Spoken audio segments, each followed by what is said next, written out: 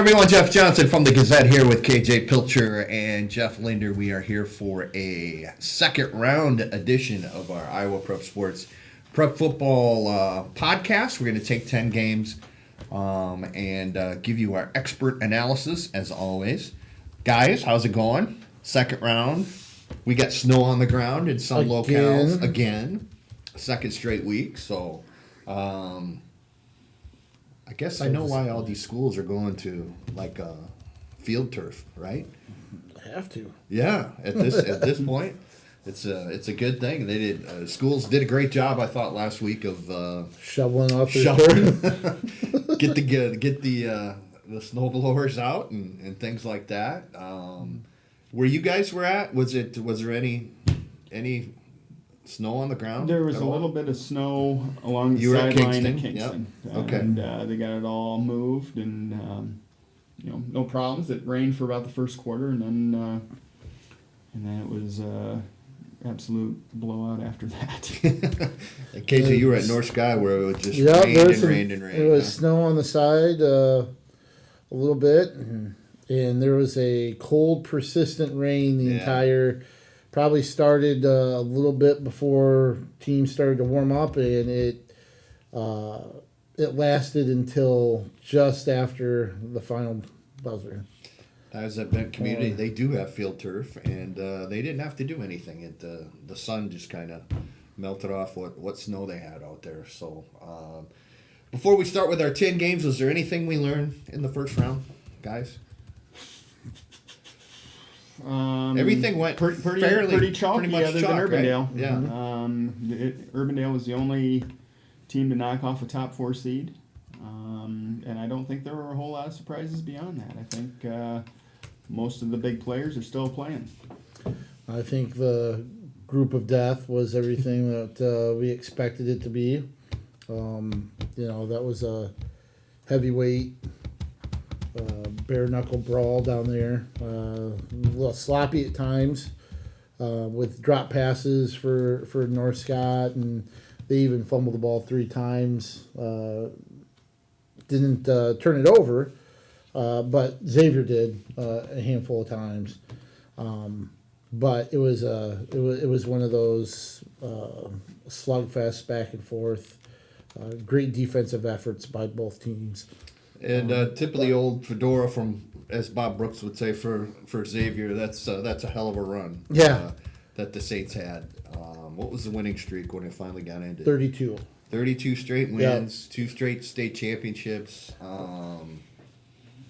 Basically a new team from last year. Yeah. And still finished 8-1. Yeah. 8-2. And that was one of the things I think Dwayne Schulte mentioned afterwards.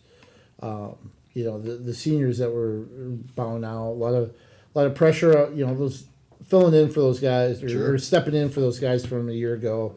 But to lose 2 regular season games over the last 3 years is pretty exceptional and stuff. But and they're not going away. No. North Scott's defense is very good as well, and it'll be interesting to see when they get another crack at Western Dubuque.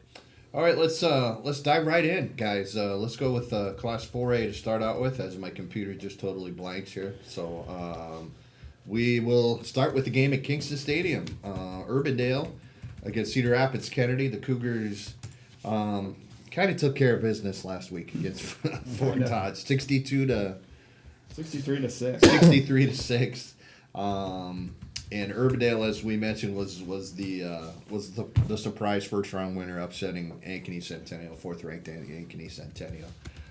Jeff, we'll start with you because you saw the Cougars last week. I know Coach White has talked about, all right, this is the playoffs. Everybody's got to step up their game, and in at least one round in, they did. Kennedy appeared to have done that, right? Yeah, it was a mismatch. I don't know how you can say anything else. The yardage was, lopsided. Fort Dodge turned it over a lot. It was really never a game, and I think this will be a little bit closer. But I don't see anything else other than Kennedy going to the Dome now. Kennedy is 9-1. Urbandale 7-5. Great. 7-3. Loss is pretty lopsided, actually. Lost to Johnston 27-6, Centennial 41-21. That was to start out the season, and then Valley beat them bad 52-13. So you look at that, KJ, and comparative scores, I guess they did, Urbandale did edge Lindmar 17-16. So they did play one team over here in the East, but I don't know. Did the Jayhawks have another massive upset in them? Well, that's the question. And this, they've won 4 straight games and 7 of their last 8. They turned around a 20-point loss against Ankeny, and are here in the quarterfinals. So this certainly is a different team than the first couple weeks for Urbandale. Talking to some people, they have a high-quality linebacker, I believe, is going to Iowa State. They have some good skill players on offense. But I think,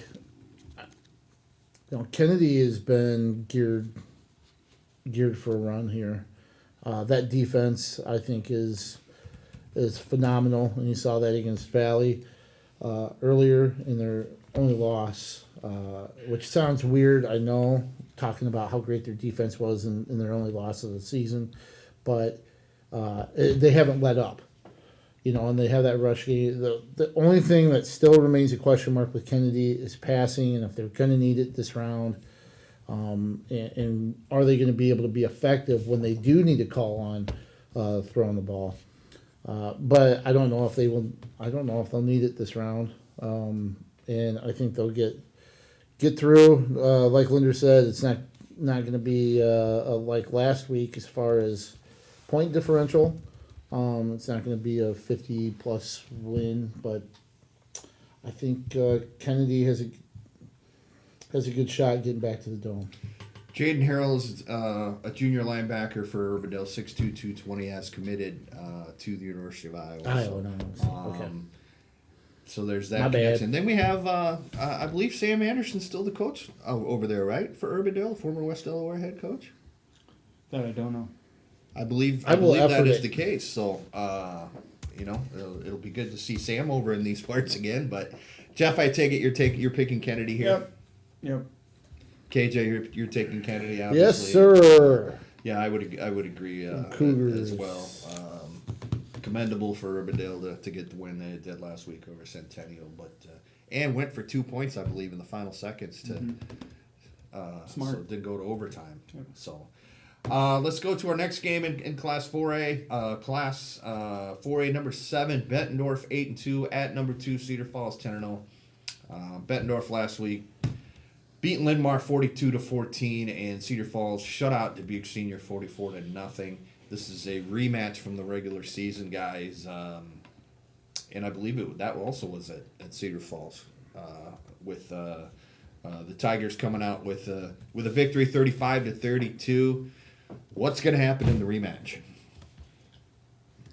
I'm going to go Cedar Falls. Bettendorf winning wouldn't be a big shock by any means. I think Cedar Falls might just have a little bit more, might be a little bit tougher to defend, and might have a few more weapons. KJ, what do you think here? 35-32 in the regular season, knockdown, drag out affair. We all know the stars on both teams. Cale Locker from Cedar Falls has had a terrific season at quarterback, and then Mr. Bay Bowie certainly for Bettendorf at running back. Right. I've seen Bettendorf play, and just the fact that they can be susceptible to the pass, and that showed the last time they played. Locker threw for 251 yards, 3 touchdowns, no picks. I would guess that you're going to see a little bit more of that. Bettendorf does have the chance, like Linder said. Wouldn't be surprised if Bettendorf ends up winning, just for the fact that they do have Babe Bowie. They can move the ball on the ground. They can eat up clock that way, and he's capable of making big plays. So he certainly gives them a fighting chance, and just kind of looking at that last contest, he had 93 yards and 4 touchdowns. Wasn't able to break the big play because his longest TD was 5 yards, but he still gives Bettendorf a good shot. He leads Class 4A in rushing. Harrison Bay Bowie, 1,770, which is pretty amazing. 10.3 per carry and 29 touchdowns. So I'm going to go with the upset here. I think I'm going to go with the old axiom that it's hard to beat a good team twice in a row in the same season. The conditions will be perfect, obviously in the dome, which actually will probably help Cedar Falls a little bit more with his passing attack. I think Cedar Falls has proven that it can give up some points, and I don't know, for some reason I'm just gonna be the odd duck here again as usual, and take Bettendorf with the upset. Oh, I'm sorry. Oh, you're I sorry. agree with you. Oh, you agree with me? Well, Yeah. Oh, wait a minute. Yeah, okay. I said Cedar Falls apparently, but I changed my mind at the last second. Then I'll change mine too. Okay, you're gonna go with Bettendorf? Yeah. Okay. Sure. I don't want you to feel. I don't Okay. want you to feel out of place. Well, I've always you kind of sold like me. the odd duck. You sold me. Yeah, game time decision. Sorry to our graphics person. Are there graphics with this, Nathan? Okay, damn. Okay, I am gonna go with Bettendorf. Sorry. Let's go down to Class 3 for our next game. It's Pella 8-2 at number 3 Solon 10-0. Pella upset previously unbeaten Independence 5th ranked last week 24-6, and Solon was able to outslug Iowa City Liberty 14-7. I don't know, what did we learn from those games last week? I guess I wasn't totally stunned with the Pella victory over Independence, especially playing at home, maybe. And we talked, I guess, last week about how if Iowa City Liberty can pound away and shorten the game and give itself a chance in the fourth quarter, and that's exactly what happened. I think Solon had to have a late stop, as a matter of fact, to put that game away. So, does Pella have another upset, quote unquote upset in it here, guys? I just about went with Pella, but Did you? Yeah, they're playing really well. They won 6 in a row. I just decided to go with the home team and go with Solon's defense, Which has been good. which has been very good. KJ, what do you think? I think Solon all the way here. You've got a seasoned leader in Cam Miller, guiding that offense. I know maybe some of the victories haven't been pretty or as easy as maybe sometimes you would like, 14-7 and needing a late stop. But I just think Solon's more of a complete team, and they do what they need to do to win, and there says something for that at this time of year. Survive in advance, and I don't see a reason why Solon doesn't do that. I again am going with the upset here. I think I don't know why. Maybe it's just a bad case of gastrointestinal distress or something. But yeah, I just think the big stage. Pella's kind of used to it, but you say that and you look at all the guys that are playing right now. They're all sophomores and juniors, so. If you're going to get Pella, get them now, I guess, because next season they should be obviously one of the top 2-3 teams in Class 3A. Like you said, the Solon's played some tough or some close games, Jeff, and it hasn't been them yet. Last week, 17-13 against Assumption. I think they were behind to Washington, Iowa, back in early October. So I don't know, just a hunch. I'm going to go with Pella here and again be the odd duck out. So. Yeah, I'm not changing my mind. Okay, all right, no worries.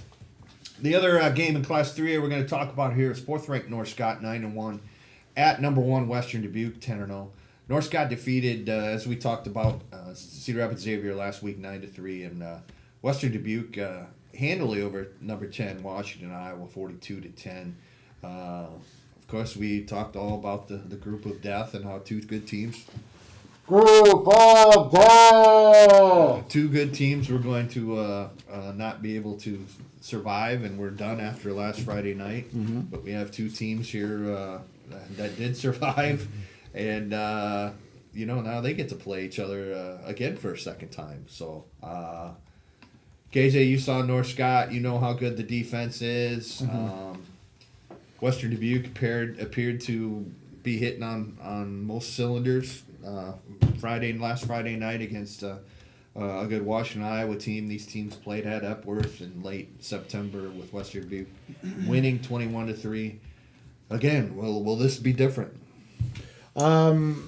Different as far as the outcome or the score, because I don't think the outcome itself will be different. Okay. North Scott does have a very good defense.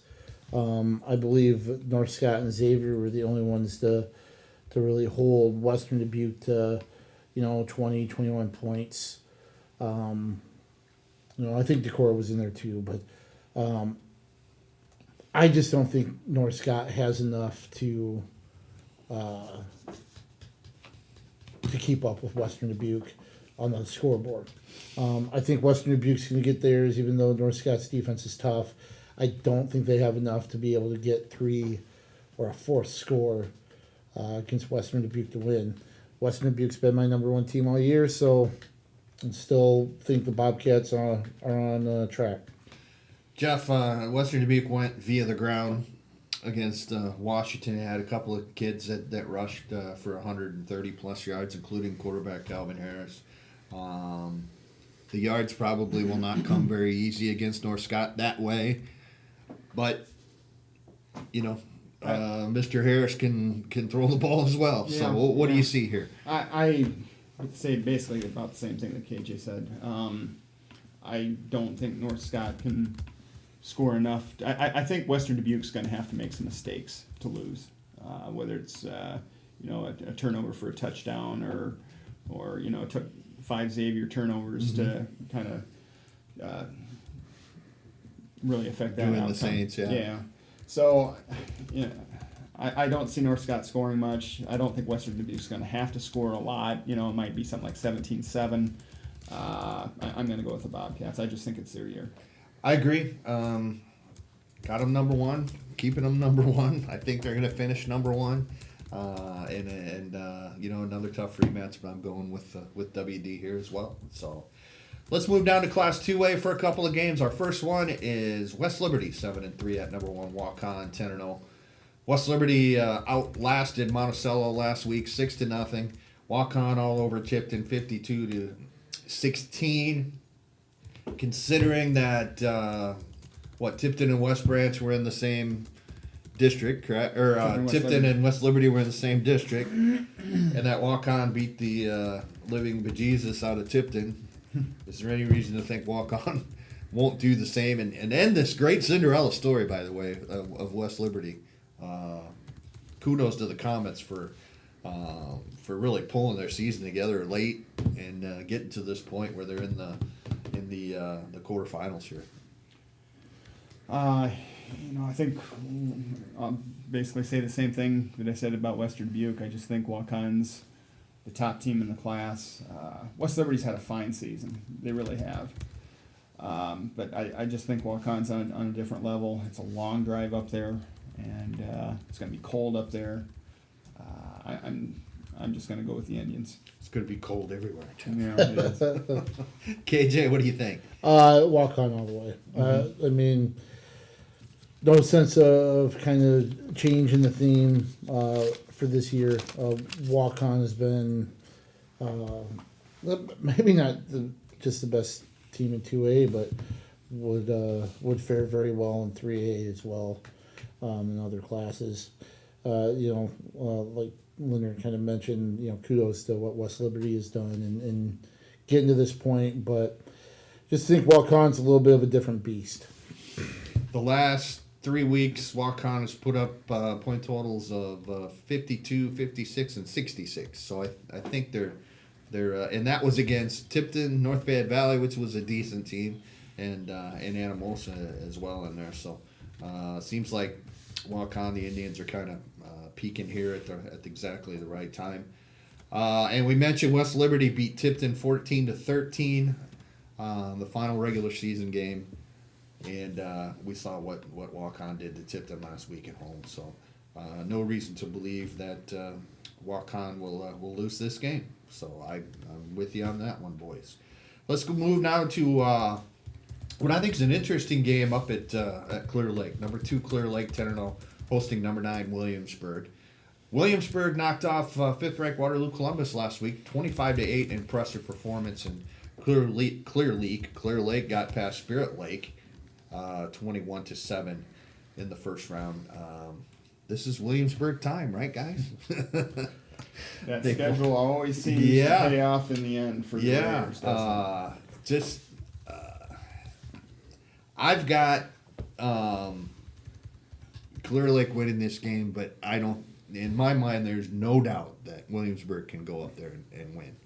I'm not saying they are, as I said, I picked Clear Lake, but I think Williamsburg definitely can win this game. What do you guys think? Agree.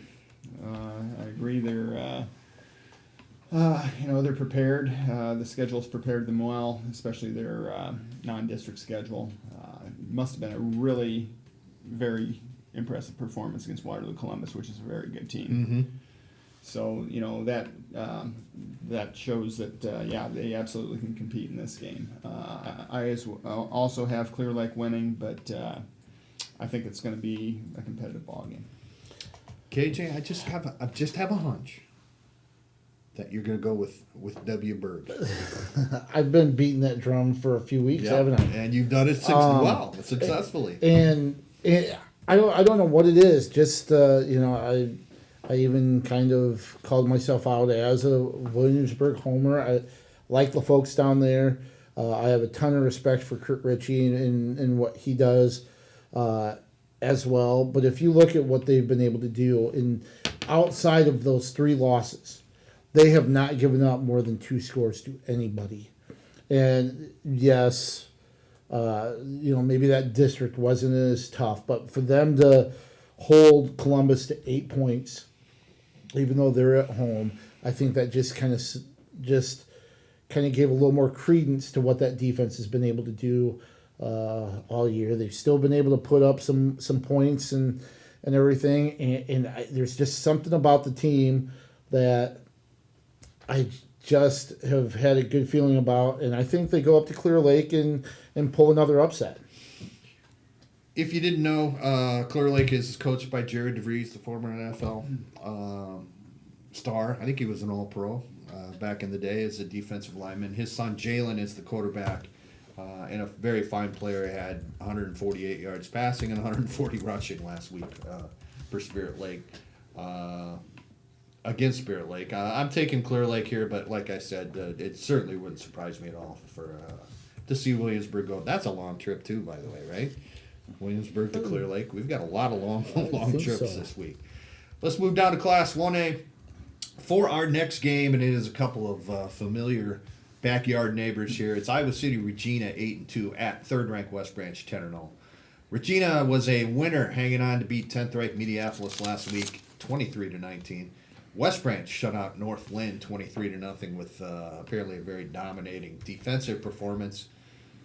It's teacher and former pupil here, Butch Peterson and Marvin Cook, as Butch always tells him, or always calls him. Yep. Always interesting when these two teams get together, but KJ, you said this is the first time since 13? I'm not exactly sure. Last time talking to Marvin at practice yesterday, that's what he thought. He thought he'd been 16. about 16. They played in the playoffs in 16. Okay. So not quite as long, but you'd think it'd almost be a yearly thing, given how close they are in the same class. They should Isn't it be weird in the same that they district. haven't been in the same district for forever? Yeah. So, West Branch is a team that, hit high from the beginning, and you weren't sure what you were going to get out of Regina. But I just remember after covering Regina and Xavier in the opening week, the opener for both teams, and Xavier won 35-0. But Brad Stovey, one of the Xavier assistants, said, "Watch out for that. That team's a lot better than what the score indicated that night." And outside of the Dyke New Hartford game, that's proved true. West Branch has taken care of business pretty much all season. Regina's got that pass combination with Ashton Cook and Alec Wick, who I think accounts for more than half of Cook's passing yardage, actually. So if West Branch can kind of put the clamps down on that, I think they can come away with a victory. And I want to say, I just have to look at my pick because I know that's one I went back and forth, but I have West Branch within this one. Yeah, I'm going with the Bears as well. I just in this game in particular, you never know. You never really know, and but I think this is a hurdle that West Branch is able to get over. Both quarterbacks have had successful seasons, guys. When you look at it, KJ talked about Ashton Cook, 2,149 yards, 23 TDs. Gavin Heersman's had a nice season for West Branch, 64% completion percentage, 1,443 yards, and 18-3 touchdown to interception ratio there. So that's really good. I just think the Bears are a little bit too much here for Regina. Jeff, what do you think? I'll be contrarian. I'll go Regina. Regina, kind of has West Branch's number in the playoffs. They beat them 3 times this decade. I guess, prove it to me first. I'll go Regina. All right. Let's move down to Class A for our next game. Oh, who's covering the game at West Branch? I am. Okay. I'm okay. You're okay. Yeah. We have Grundy Center in Class A here, 9-1 at number 4. MFL Marmac. Grundy is number 5.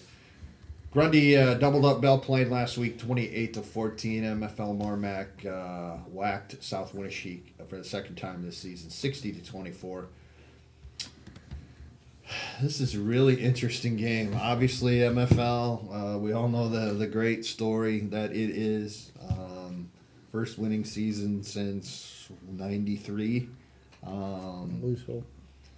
Obviously had no playoff jitters.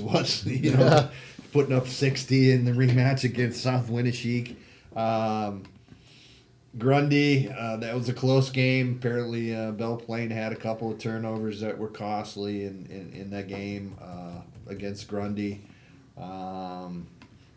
Can MFL pass the quarterfinal test and get to the Dome, or do you like the Spartans here, guys?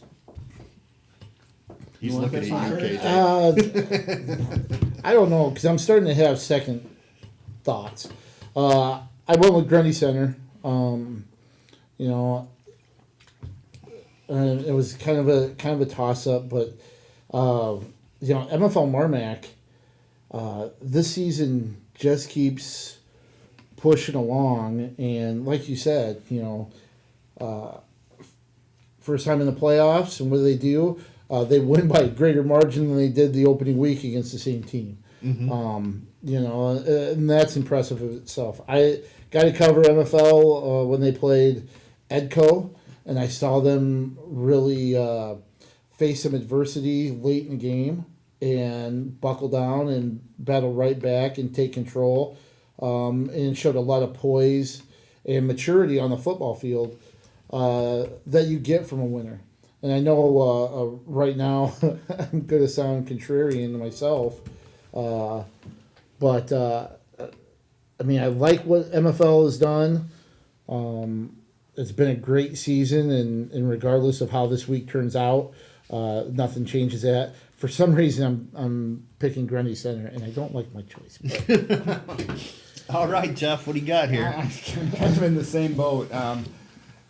MFL just keeps impressing us and maybe proving us wrong or whatever. proving everybody wrong. It's been a special, magical season up there, and kudos to them. And I've got Grundy winning the game. Don't know why. MFL, just what they did last week is really impressive. 60-24 over Southwind, which is a good team. Sooner or later we should stop doubting them. I've got Grundy, but who knows? MFL certainly could keep it going. Bulldogs, I love you, baby. I'm going with you. If I had a Bulldogs costume, I'd wear it right now like Lee Corso. I'm down with you. You're going to get this done and go to the Dome. Let's put it that way. All right. So, All right. I can't really argue with you. I just can't. Our next game features, I think I heard a rumor that Woodbury Central is going to climb on the IHSAA's private jet to get to this game because it's so far away. Number 7, Woodbury Central, 9-1. At number 3, North Tama, 10-0. If you don't know, Mobile, which is where Woodbury Central is located, is basically a long loogie from Sioux City. Picture that. Woodbury Central shut out Solon Westwood last week, 27-0. North Tama got past Central Decatur, 16-6. The Paulson boys from Iowa, the offensive linemen, they're from Woodbury Central. So it is a long way. 207 miles. 207 miles. Thank you very much. So what's that? In a bus, 3.5 hours? Probably. They're probably on their way now. That could be. But that's a long trip. You wonder if Woodbury's going to have bus legs on this deal. But what do you see here, guys? Yeah, that's absolutely a concern. I mean, what do? Do you leave around noon and kind of get out a couple times and stretch out and throw the ball around a little bit? I don't know. I've got North Tama. Mostly a lot of it has to do with the long trip, and a little bit has to do with North Tama's defense, which averages 5 points a game, allows 5 points a game. On the other hand, so is Woodbury Central. That they can play some defense too. I don't know. I'm just thinking home team with this one. KJ? That offense wins games, defense wins championships, right? Yep. That's the old term. And like Linder pointed out, 5 points a game through 10 games is fantastic. I think 3 shutouts during that run. The thing that kind of stands out to me as far as the defense goes, you look at one thing that impresses me about Kennedy is their aggressive defense and willing to make plays and put pressure on teams running or throwing the ball. North Tama has 47 tackles for loss coming into this game. And I think probably right around 10 sacks or so. When you can put that much pressure on teams and playing on their side of the line of scrimmage, that says a lot.